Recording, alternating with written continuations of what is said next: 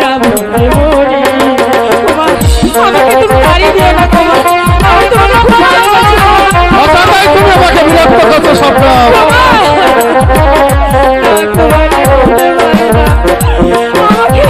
আমাকে তুমি দেখো না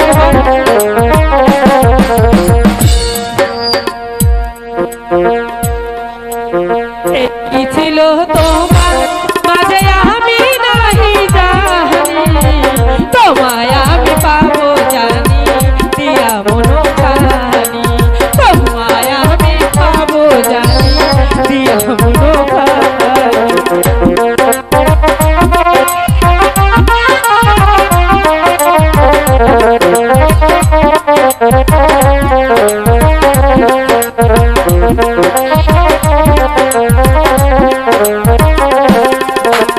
যেও না বন্ধু আমারে ছাড়িয়া, তুমি চলে গেলে বন্ধু যাবো যে মরিয়া, তুমি চলে গেলে বন্ধু যাবো যে মরিয়া। কুমার তুমি আমাকে ভুলে যাও স্বপ্ন, তুমি আমাকে ভুলে যাও না কুমার। ওগো খুদা,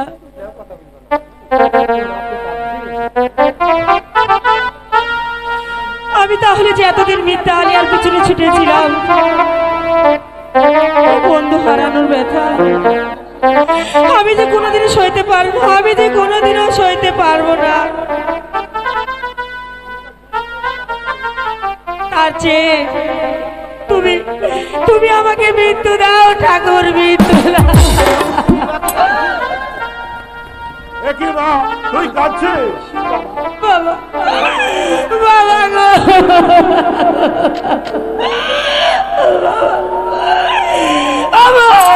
আমার যে সব শেষ হয়ে গেছে বাবা। যে কুমারকে আমি একবার হৃদয়ের দেবতা ভেবেছিলাম, জানো বাবা, সে আমাকে ফেলে ওই কাঠুরিয়া মেয়ের কাছে চলে গেছে বাবা। কেন? কুমার কি করেছে? ওই পলাশডাঙ্গা মঙ্গল কাঠুরিয়ার মেয়েকে মালার ভালোবাসায় যে সে আবর্তিত হয়েছে বাবা। কি বললে স্বপ্ন? নয়ন কুমার একটা সাধারণ কাঠুরিয়ার মেয়েকে ভালোবেসেছে? হ্যাঁ বাবা, আমি যে কোনোভাবেই আমার কুমারকে আমি সেই পথ থেকে ফিরিয়ে আনতে পারিনি বাবা। তুই কিছু ভাবিস না রে ভাও, আমি আজই আর একটা বিহেভ করবো বাবা। কারণ আমি বেঁচে থাকতে মহারাজের মান সম্মানকে আমি ধুলোয় মিশিয়ে যেতে দেবো না, আমি মিশিয়ে যেতে দেবো না। সেই জন্যই তো বলি আপনি আমার এবার বুঝি আপনাকে কলঙ্কের হাত থেকে বাঁচানো গেল না মহারাজ। কেন? কিসের জন্য? নয়ন কুমারের জন্য। কি করেছে নয়ন কুমার? ওই পলাশডাঙ্গায় এক কাঠুরিয়ার মেয়েকে সে ভালোবেসে ফেলেছে। আমি আর এই কথা শুনতে চাই না। নয়ন কুমার যেমন হিংসা করবে তা আমি কদের কল্পনাও করতে পারিনি। সেই কাঠুরির নাম কি দেওয়ান যে? মঙ্গল বাগদি। মঙ্গল বাগদি যে আমার পরম শত্রু আর আমার পুত্র কিনা আমারই শত্রুর কন্যার সাথে। না না, আমি কিন্তু ভাবতেও পারি না। তাই তো আপনাকে ব্যাপারটা না জানিয়ে পারলাম না মহারাজ। আপনি সেই মালার বিচার করুন মহারাজ, আপনি সেই মালার বিচার করুন, বিচার করুন। আমি তাই করব। সেই চাষার বাচ্চাকে আমি এমন শিক্ষা দেব যা থেকে কেউ কোনদিন কল্পনাও করতে পারে না। আদেশ করুন মহারাজ। আপনি আজ দিন সেনাপতি সুমন সিংকে আমার আদেশ জানিয়ে বলবে আগামীকাল পলাশডাঙ্গায় যেতে হবে। তারপর সেই শয়তান বাগদির বাড়ি ঘর দূর জ্বালিয়ে পুড়ে তাকে গ্রেপ্তার করে রাখবে আবার আদমের কাছে। আমি তাকে একবার দেখে নিতে চাই, কথাটা মনে থাকে যেন। ও শয়তান মঙ্গল বাগদি, এবার বুঝতে পারবি রাজপুত্রের পিছনে তোর মেয়েকে লেলিয়ে দেওয়া শাস্তি কত বড় ভয়ঙ্কর, কত বড় ভয়ঙ্কর।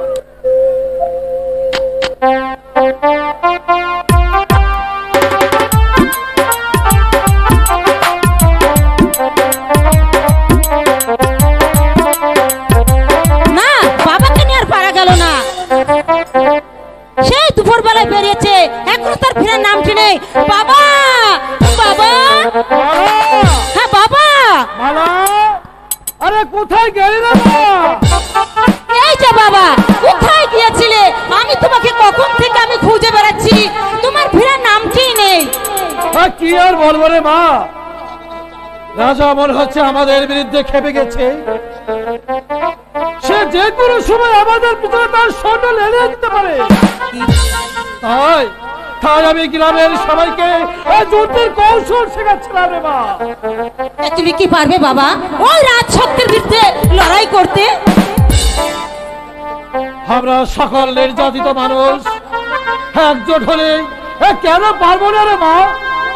তুই দেখে নিস, ওই রাজার সৈন্যরা আমাদের সাথে কিছুতেই পেরে উঠবে না। আগুন, আগুন! আমাদের ঘরটা কেমন করে দাউ দাউ করে জ্বলছে বাবা। আমার সর্বনাশ করলো। হ্যাঁ বাবা, চলো বাবা, যেমন করে হোক আমাদের এই ঘরটাকে রক্ষা করতে হবে বাবা। চলো।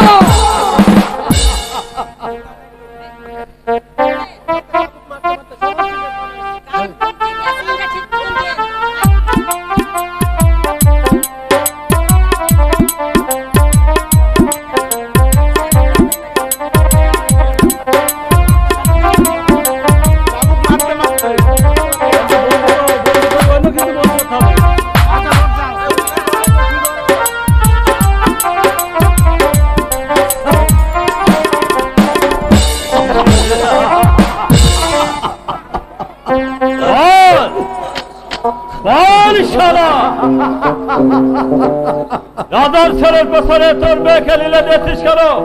বল বল।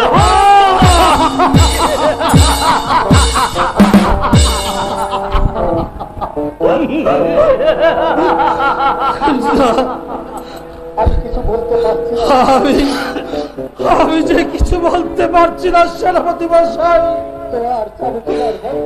এবার তোমার চাবুক এবার বন্ধ করো। আগে আমার ঘরটাকে বাঁচাতে দাও।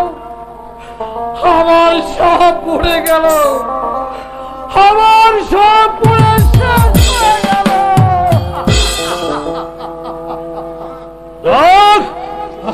সব পুড়ে শেষ হয়ে যাক, তাতে আমাদের কিছু আসে যায় না।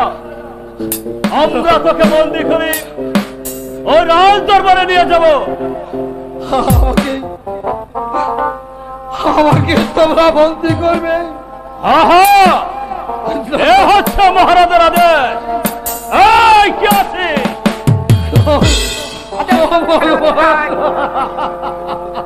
এই শয়তানকে বন্দি কর। তাই করতে হুজুর। আমায় বন্দি করো না, আমায় তুমি মুক্ত করে দাও।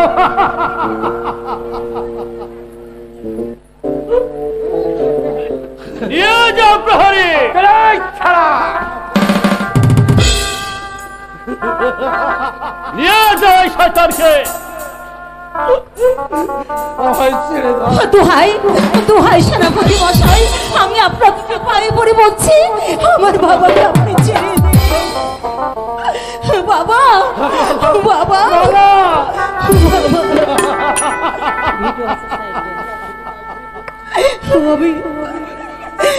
আমি যে আপনার দুটি পায়ে ধরে বলছি বাবা,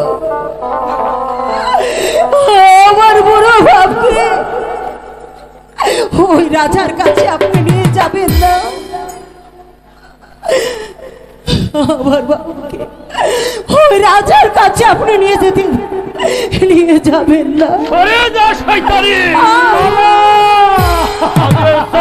শয়তানির দৌলত ছিল না। বাবা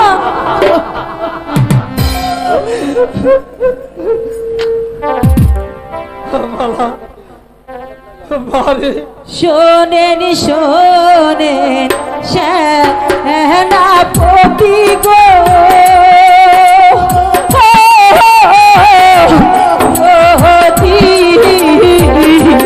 বলি যে আপনার গো সেনা তো জানলা সহে না।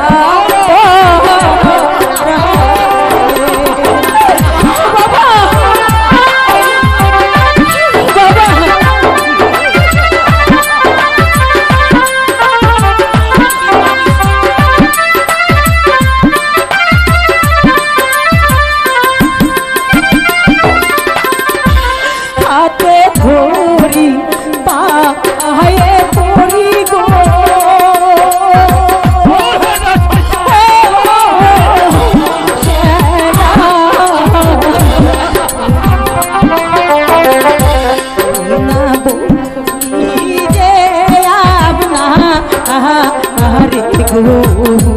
সেনা হেমন করে পারবে না গো।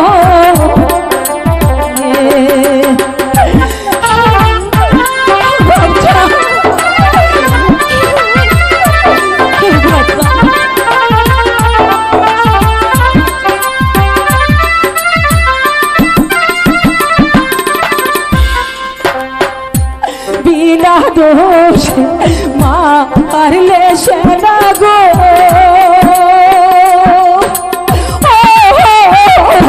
সেনা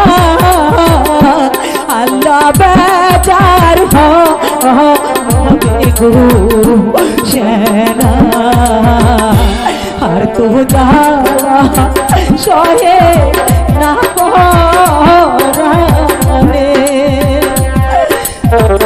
বাচ্চা কি করতে কি হয়ে গেল বাচ্চা?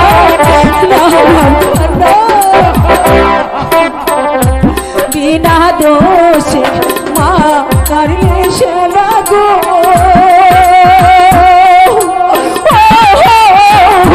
সেনা সহে না পরাণে গো সেনা, জালা সহে না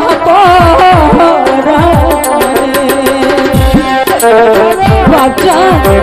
তুমি চলে গেলে বাচ্চা, আমাকে খেয়ে দেখবে বাচ্চা।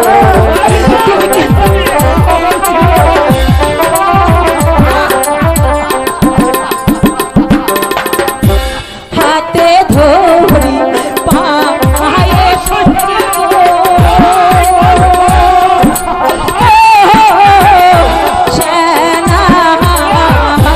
বলি যে আপনার গো সেনা, আর তো জানালা সহে না পরাণে।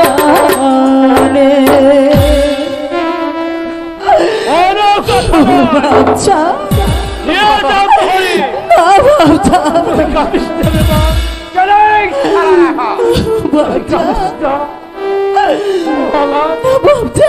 না বাবজান, তুমি চলে গেলে আমাকে খেয়ে দেখবে বাবজান। বাবজান আমি চলে গেলে ওই ভগবান তোর সহায় থাকবে না। আমি আর তোর কথা শুনতে চাই না।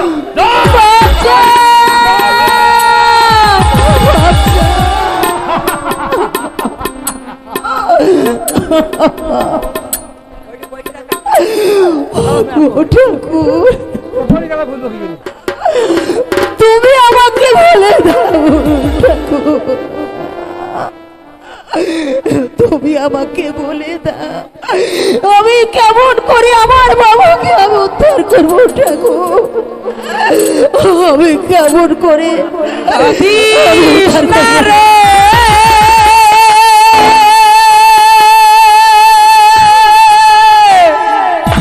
ওরে আবু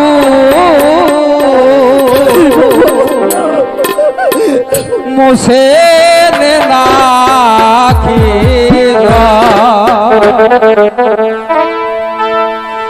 কাদিস না রে ওরে আবু মুছে না আখি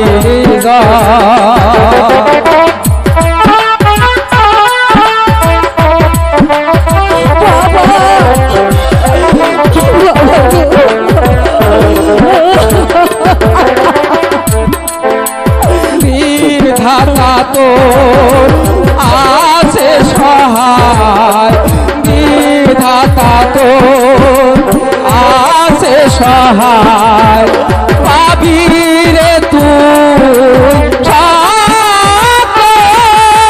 কাঁদিস না রে ওরে আবু মুছে না আখি যায়।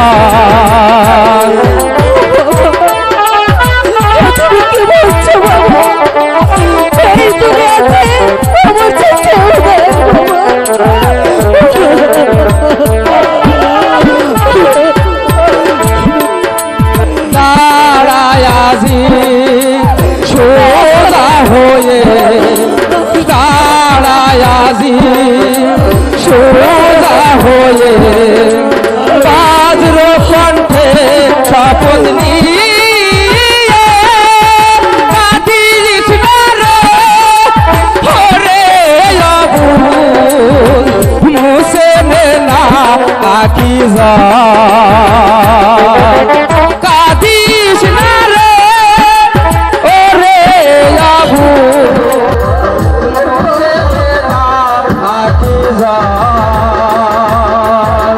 কাঁদিস না রে।